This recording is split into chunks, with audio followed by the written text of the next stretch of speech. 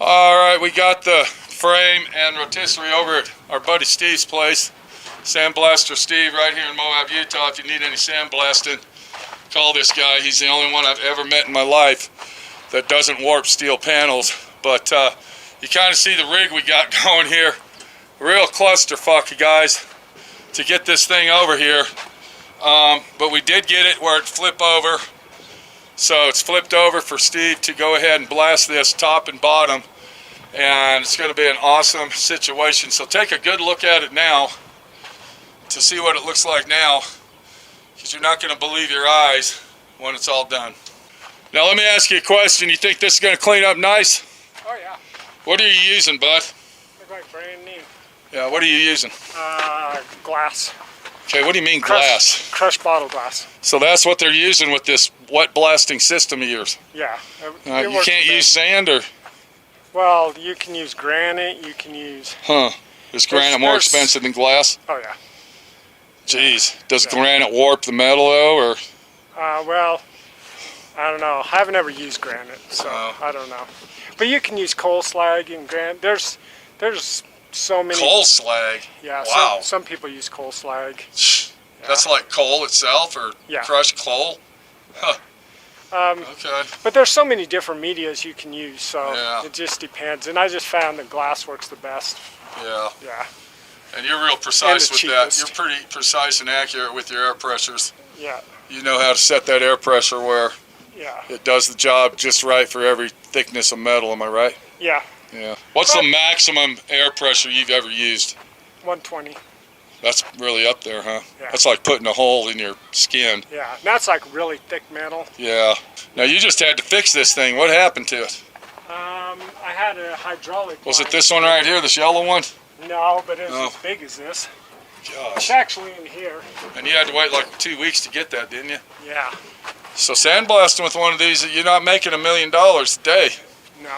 The maintenance on these is very high, am I right? Yeah. Now, how many bags do you think you're going to use on this bastard that's rotted to shit? It's hard to tell. Jeez. You know. Yeah, you charge by the bag, or how do you charge? I charge by the hour. Yeah. And that's included in the bags of sand are included in that hourly wage? Yeah. All right, so Steve's going to blast this for us. Now, he's going to blast it inside and out everywhere. And when we get it back, of course, we'll have to rebuild the front end, the rear suspension, brake lines. But I'm really excited to see this thing in a brand new stage of life. I think it's going to look badass, dude. Yeah. All right, Steve, we're going to let you get to work. All righty. Good luck. If you don't get it done today, get back on it tomorrow and give me a holler, dude. All right. All right, so we got the frame done. When Steve gets done with it, the next procedure is we will be painting that frame with 3 full wet coats of Alkyd enamel black. Then we will proceed to finish out all the mechanic work on it. And then we're going to go ahead and kind of semi-restore the engine like I was telling you, so we can get that done. I asked Steve about blasting the valve covers and a few other parts, and he said he can do it without ruining the finish on it, because if you just sandblast them, what happens, it makes the surface of the valve cover real thick and heavy, and those actually have a cadmium coating on them so they don't rust. But he said that he can take his walnut shells and do that, so if we have anything else, we'll have him get that as well. Welcome to D.I.Y. Automotive School with my friend Pete and Minnie, the body shop girl. It's everything you need to know about cars and more.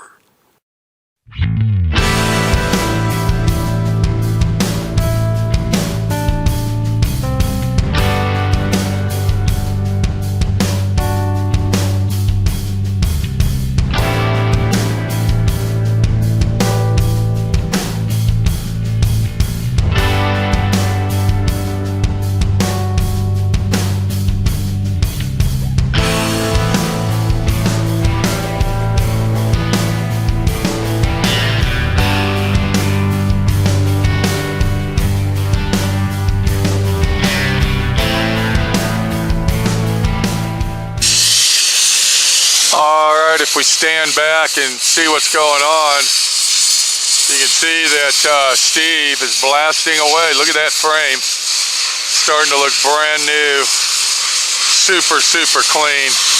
Let's get a better angle and see what's going on up here.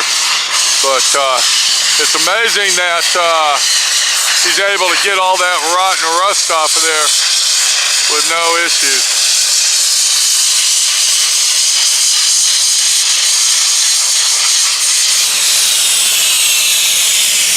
So what do you do when you're done? Wash it off with a hose or what? Yeah. Okay. Make sure you get that off my trailer. Yeah. Yeah, dude. I know, I see that. Man, that looks beautiful, dude. Alright, well, I'm going to let you get back to work.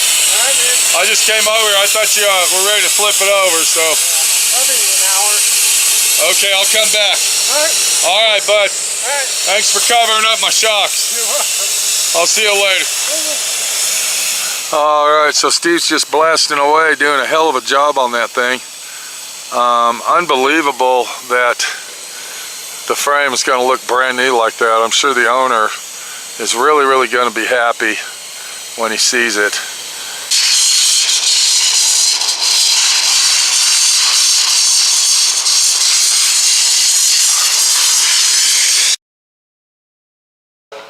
Okay, what we got here, we got the frame in the paint booth. Now, remember our buddy Steve blasted it. So basically it's blasted. There's really not much to say about it, but that it came out super, super clean. I'm actually surprised what it looked like before versus now. And now it's time to go ahead and paint it. I don't need to leave it on the rotisserie and paint it. I can paint it underneath right here. You know, crawling around, doing this, doing that. But the paint that we're going to use on this is a direct-to-metal type paint. It's called Alkyd enamel. It's not Rust-Oleum. It's none of this bullshit stuff that you buy at your local hardware store or some, you know, extravagant crap that they advertise on TikTok and YouTube. This is an authentic 100% Alkyd enamel that is specifically designed to self-etch itself to this frame.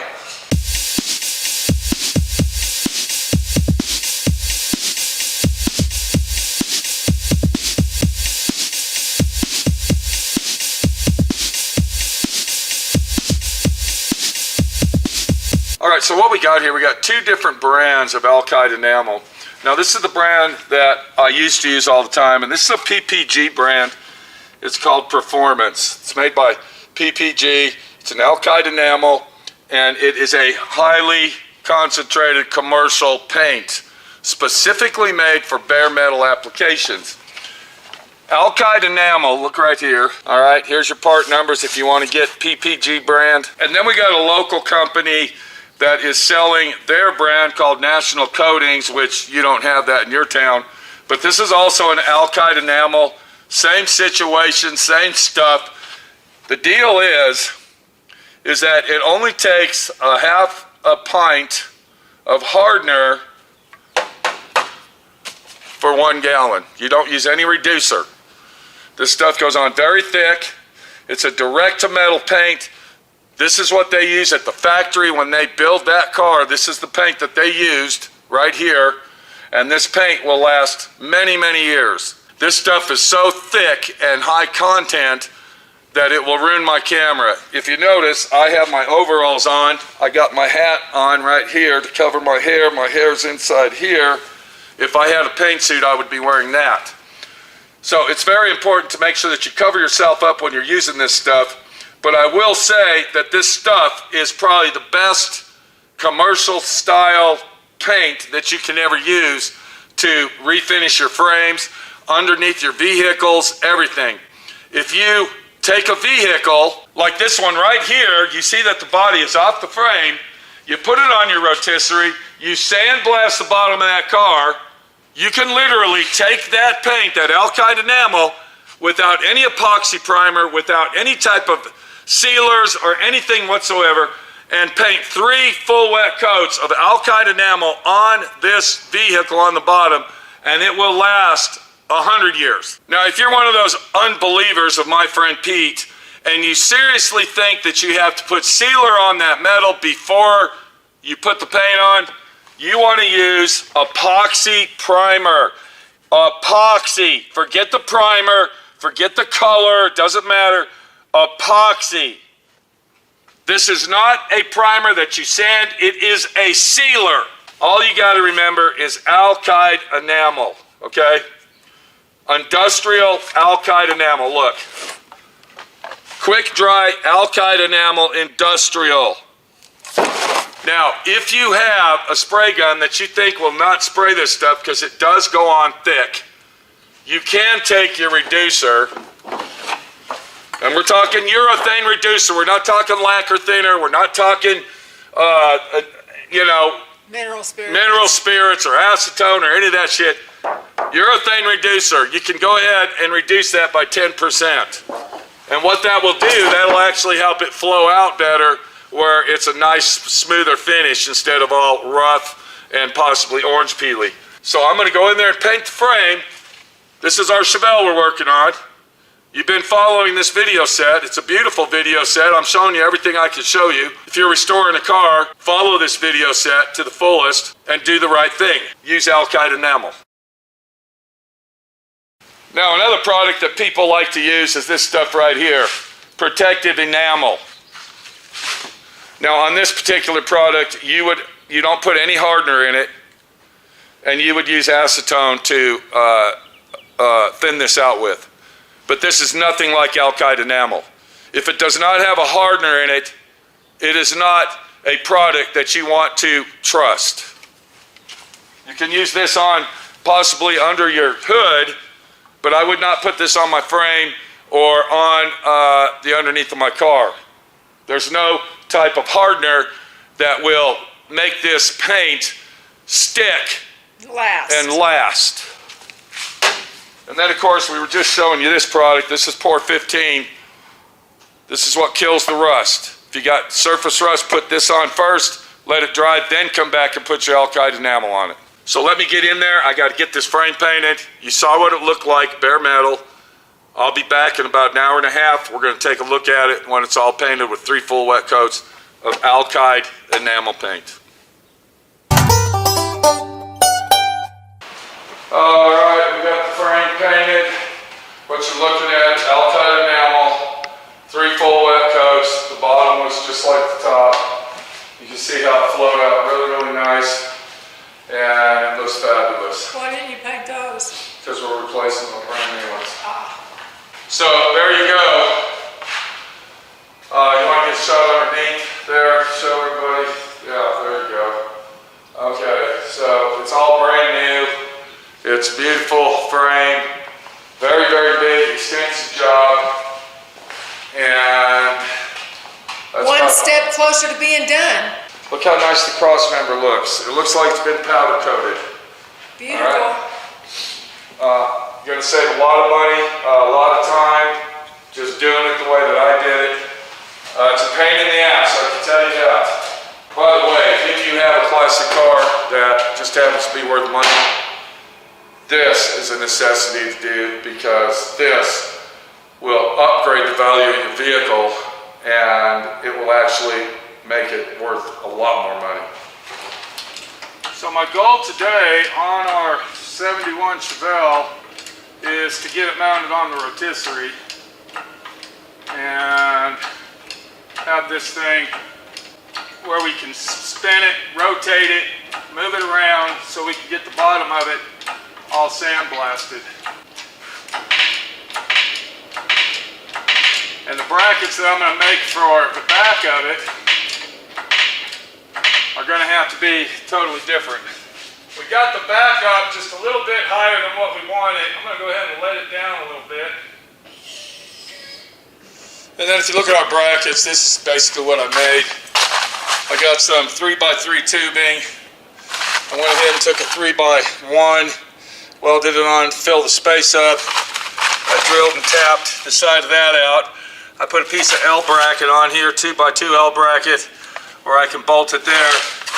And then of course the main body of our bracket here is going to bolt from the bottom up into the car itself. So now what I got to do is get my rotisserie in line and get this thing on here so we can drill the holes out for that. I already went ahead and drilled holes, but to be honest with you, I don't know if they're going to line up. And to make perfectly square holes, that's where a drill press comes in, and I used to have a drill press, but one of my employees decided to take it home and steal it.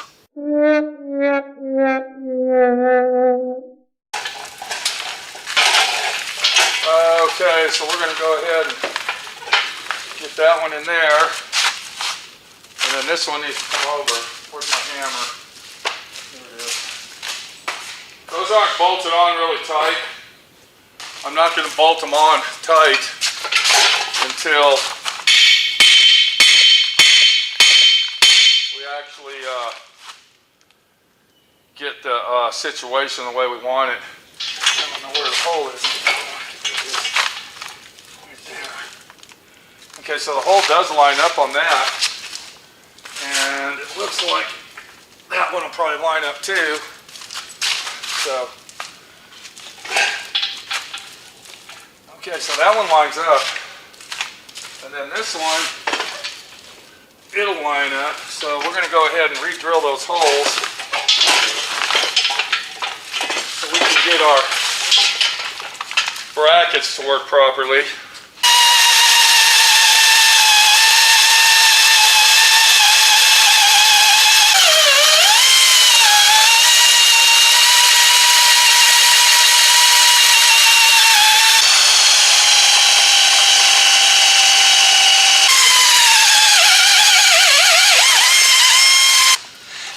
Okay, I got the holes drilled out. Let's see if we can get this in here and get this all hooked up how it's supposed to go. We got to line all the holes up. Hopefully, drilling them out with a net's not going to work. I've been working on this for almost 5.5 hours now, going on 6 hours. And let me tell you, putting one of these on a rotisserie is not an easy job. You got to know what you're doing, and you got to be safe doing it. And then, of course, all the hardware you see me using, that was $28. $28 for nut and bolts, people. $28. Unbelievable.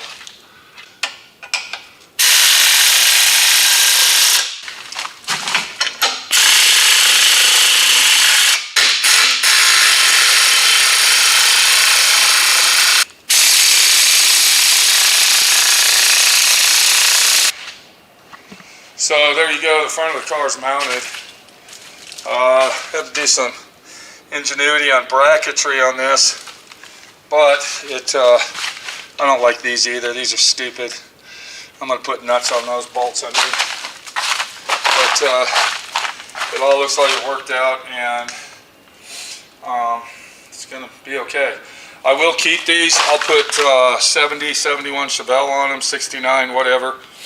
And we won't throw those away.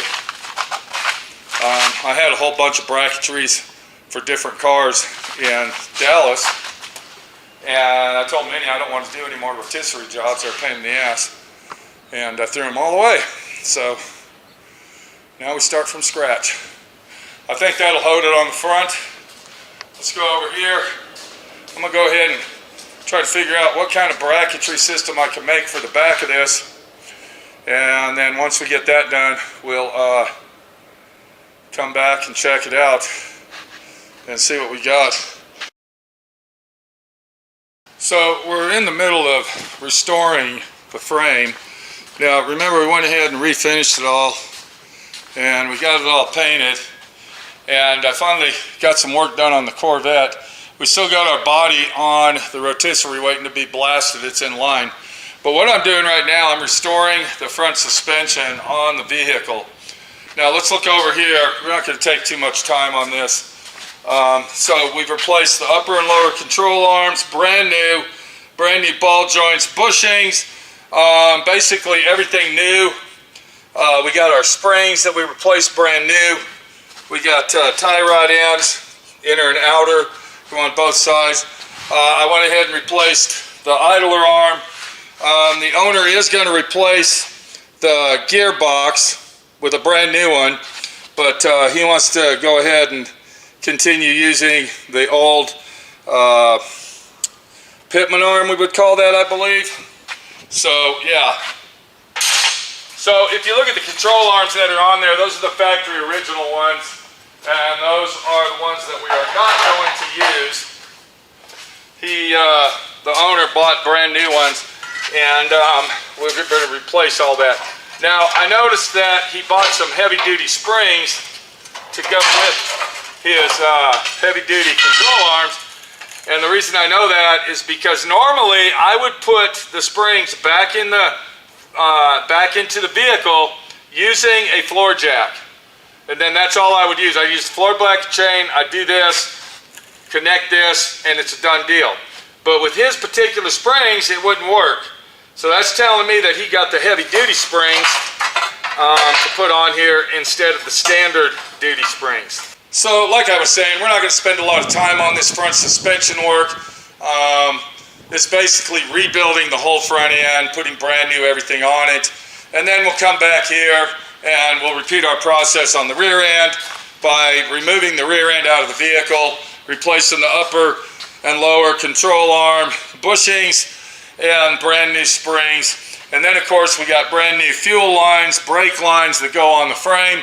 So then the frame will be a restored situation. Now the owner wants me to put the old shocks back on, and then when he gets it home, he's going to go ahead and change the shocks out at home. So let me get to work. This is just a quick update on what's going on with our Chevelle. Front suspension being rebuilt, and then we move to the back. And by that time, hopefully by the time we're done with the frame, rebuilding the brake lines, fuel lines, and everything else going on it, the body will have been sandblasted underneath, of course. I'll go ahead and refinish that. We were thinking about putting rhino liner underneath it, but I think we're just going to go with this Alkyd enamel. Really good stuff and is durable, super durable. So we're going to go with that on the body as well. And then by the time we come back, hopefully we'll be putting the body in the paint booth to paint it, and then once that's done, bam, back on the frame it goes, and it's going to be a car again.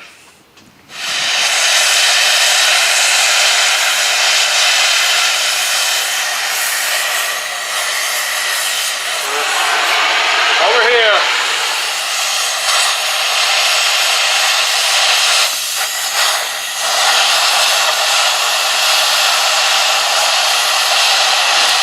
What's going on here is these bolts are rusted in there. You see that? Yeah. That's rotted in there.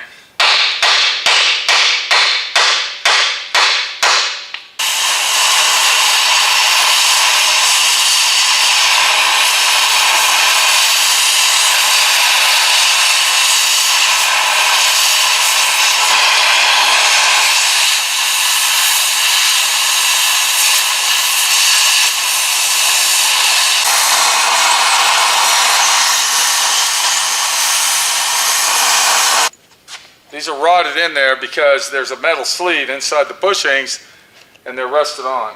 This is where it gets to really be. This is why it takes so long to do this. Okay, your heat's All right. dissipating as you talk. But this is why it takes so long to do this. Yeah. Okay, boss man, boss woman.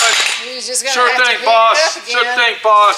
Just gonna have to heat it up again. Okay, boss. Thank you. Okay, we're going to try our air impact here.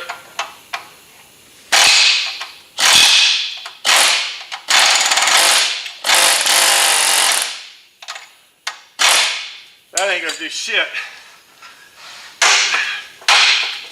Is it going? Yeah, but you won't go no further. Is it going? Yeah, it's tight against the thing. You gotta take that thing off. Okay, we're going to have to buy new bolts for this. You think? Oh yeah. We ain't going to be able to keep those.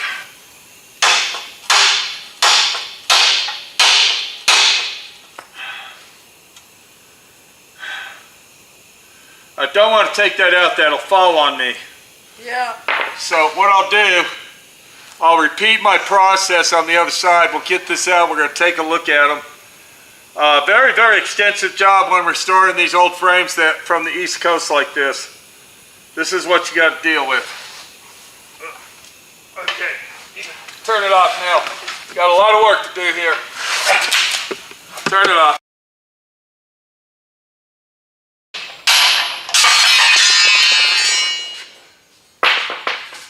All right.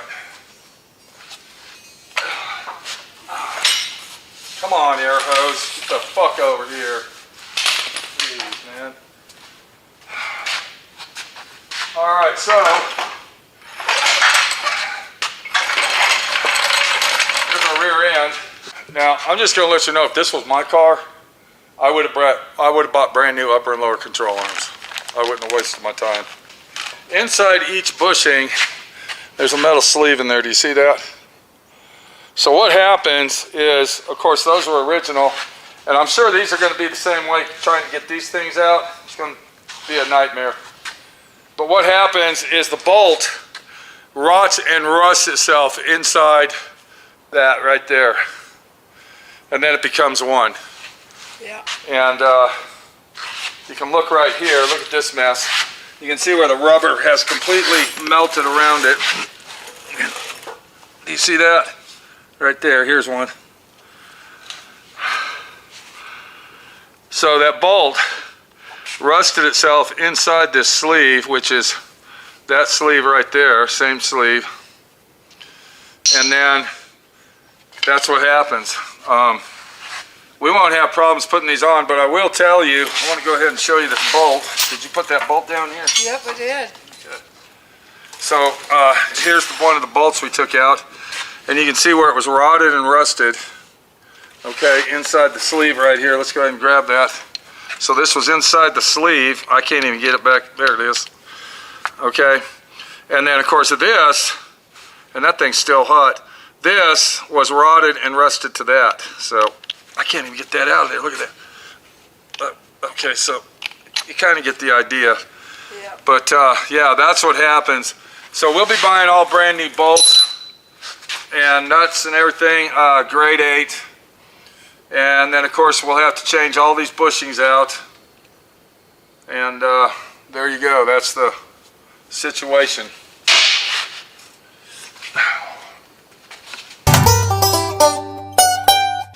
So we got the rear end back in. The next thing we're going to do the brake job on the rear end of the vehicle, put brand new springs and everything on it, and get that done. And then what we got to do is change out the brake cable kit, which the owner went ahead and bought brand new brake cables. And he did get that. He thought that one cable wasn't in there, but it is in there, so that's good. Then if you look right here, these are the old fuel lines. Now I keep the old fuel lines. The only reason I do that is to make sure that they all line up when I put the brand new ones in. So if we look right here, here's our brand new brake lines. I believe the owner did purchase the rear brake lines as well, and also a vent tube for the rear end. So that's good. Now here's all his clamps and accessories to put the brake lines back on. So he went above and beyond to make sure this is all brand new. But what we're doing over here is we are now dismantling the transmission from the engine because we have to restore the engine. Now when I restore the engine, we are not going to rebuild the engine. We're going to restore the purpose of the visual look of the engine. If you come around here, you can kind of get a good angle of what this engine looks like. Very nasty, very nasty. And look what happened when we were jacking it up. So it's good that the owner is replacing that. This is actually a motor mount that literally fell off as we were jacking it up and moving it around. So yeah, now we got to separate the transmission from the engine, And when we're all done, I want everybody to come over here and look at this. This is my engine for my Chevelle, 66 Chevelle. And this is what it'll look like when it's done. So it'll be looking like a factory, OEM factory original engine, and really make it look nice. So when I dismantle the engine, I will dismantle the valve covers, the oil pan, the starter, all the stuff on the front of the engine, and the carburetor, the intake manifold, and we will visually and thoroughly inspect everything that we can inspect inside the engine to make sure that it's all good. One of them will be the timing belt, timing chain. We'll make sure that that's still good. We're going to replace the water pump with a heavy-duty water pump, and we'll go from there. We got to jack this up. I got to get the transmission off of the vehicle, so let's go ahead and separate that so we can get it on our engine stand.